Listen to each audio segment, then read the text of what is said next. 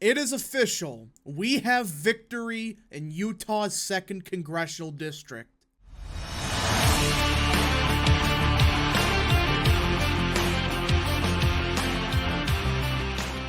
What is up, people of the internet? It is me, Real American, back again with a new video today. It is time that we do a post-mortem on Utah's 2nd Congressional District, because we had a special election just a couple days ago. And everyone, it is official.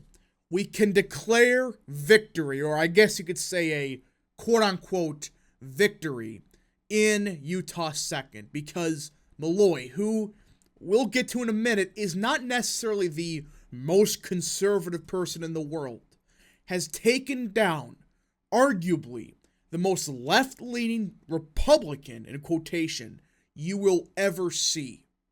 So before we continue with today's video, I hope you enjoy these type of videos. If you do, smash the like button down below, subscribe, share with your friends, hit that little bell, follow the social media accounts in the description down below, and of course, join the channel today. Guys, just for $1 a month, you can join Real American. This is the best way to support the daily content that we all know and love. So I hope and recommend you join the channel today. Alright, everybody. So, like I said, the winner of this election, Malloy, isn't necessarily the most conservative person in the world. She has a very iffy record on some issues. With that being said, we dodged a massive bullet, because at least with Malloy, she'll vote Republican, 70, 80% of the time, hopefully more. It is a far cry from the egregious quote-unquote Republican known as Becky Edwards, who by most accounts was supposed to win this race. And if you don't know, Becky Edwards, in my opinion, is the furthest left-leaning Republican in the entire country. You can make an argument for maybe Phil Scott, but she makes Mitt Romney look like Paul Gosar. I am not even kidding. You look at her record, she's anti-Trump, pro-Biden, even to this day. She's pro-abortion. I don't even think she supports late-term abortion bans. I don't think she supports any abortion restriction. She is for amnesty.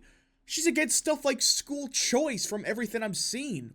She's a feminist. She is just pro-transgenderism. You just keep looking at it, it's like, what? And I'm kidding you not. She had on her website, we need to have a she session in Utah. Yeah. You can't make this stuff up, and that's why I call her a feminist. You just start looking at it, it's like, the Utah GOP, everyone. And most people thought Edwards was going to win because, for one, a lot of Democrats did in fact vote in this election. We know that. Bunch of them did. But secondly, she was vastly well known compared to Edwards and Hoof, and she had a lot of money behind her. A ton. While the other two, they really didn't run ads or anything.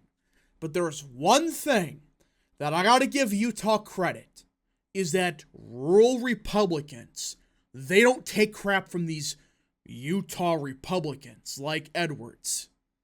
We won because rural voters came out in force and said, no, we're not going to have this clown that calls Mike Lee a far-right extremist and makes Mitt Romney look conservative, like Paul Gosar type. No, we're not going to allow that. We're going to take a stand, and while we're not a fan of Malloy, again, I think a lot of people would have voted or supported Hoof if he was well known enough, but either way, they took a stand, and they prevented Becky Edwards from winning. And you can look at this map here. This is where she won the election in. Rural areas. Iron County, Washington, Kane, Garfield, Wayne. And the best part is, Davis County is all in, which is one of Edward's strongest counties. Well, what's left is Salt Lake. There's a couple thousand votes left there, and there's still a ton of vote left in Washington. So this 3-point victory may end up being closer to 4 or 5. Either way, Becky Edwards did concede. There is no mathematical pathway for Edwards. Thank God. Again, Malloy may not have the most conservative record. At least I can deal with her. She may become Nancy Mace too, but I would far rather have Nancy Mace than Phil Scott. At least Mace is good on stuff like foreign policy. I mean, Edwards, she wants World War III with Russia. There's nothing good about her. She's not even, like, anti-war. It's like, what's the point of voting for you? There's nothing about you that's Republican.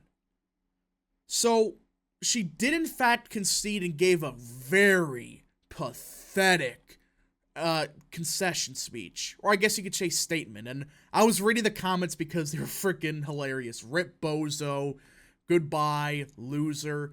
A lot of good people in these chats. Again, I gotta like some of these. Again, go like these tweets because we gotta ratio Edwards to make sure she never runs again. But this is her official statement. While there remain ballots to be counted, we have come short in this election, thank God. As our campaign comes to a close, we want to extend our deepest gratitude to each and every one of you. Your unwavering dedication and tireless efforts have been the driving force behind the remarkable journey. We ran a campaign that engaged, inspired, and ignited passion, and for that, we are incredibly proud. While this chapter may be ending, the unity and commitment we've witnessed will continue to shape our future. Thank you for being part of something truly special. Rip Bozo, take the L. You got rejected in a race you should have won easily. But you notice, I think she's preparing to run for something else. When you read this statement slowly, like the future and we have a movement started of, left-wing Republicans and progressives. That's her entire base. She's probably going to run for something, but you notice here, she didn't endorse Malloy. She didn't. Hoof did. And it's just like, why? Why are you not supporting the Republican? And I'm getting sick of these, truly conservative Republicans. I'm sick of them. They talk about, we have to, get rid of Trumpism because, he's destroying the GOP. But these losers do not support the Republican in any race that they lose in. Notice that? This was also a defeat of a lot of these Electability clowns that were supporting Edwards despite Trump. Fine, if you don't like Trump, that's one thing. But to openly support what I consider to be a progressive Republican who is pro-abortion, pro-amnesty, anti-school choice, everything that's Democrat, essentially, just to spite Trump, to defeat MAGA, you guys took an L. And a lot of these idiots were celebrating far too early, and it backfired. It was glorious to witness a lot of these people melt down because, guess what? Their electable candidate couldn't even win when she was vastly outspending everybody else, when she had name recognition, and she was going against candidates that had some scandals to go with them. Good frickin' job. The Electabros are very, their candidates are very strong. And this just proves my point. These people don't give a rat's ass about electability, which actually entails, hey, running a good campaign, convincing voters, all of that. No, they just want the most liberal Republican possible. That's their term of electability. Which, fine, in Massachusetts, that's an argument, but Utah second? One of the more Republican districts in the country, and you're worried about electability? And how Edwards will be an electoral god. These people are frauds. They don't care about conservatism. They just want to paint the map red with Phil Scotts. It's like, whoop-de-doo, we have 435 Phil Scotts. I would much rather have 230 like Matt Gaetz and Ken Bucks. Or not necessarily Ken Buck, he's been kind of iffy, but Tom Tiffany. I'd rather have 230 of them than 435 Phil Scotts. Because Phil Scotts, he's pro-abortion just like Edwards. Issue by issue, they're the exact same. Who freaking cares if you win Vermont when the Republican is just Becky Edwards, who's just going to vote Democrat 90% of the time? But no, they're our 10% friend.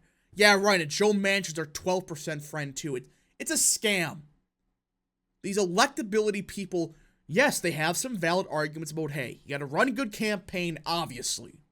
Youngkin is electable. So is Zeldin. Not because they're liberal, because they run good campaigns and, well, they just have good optics and stuff.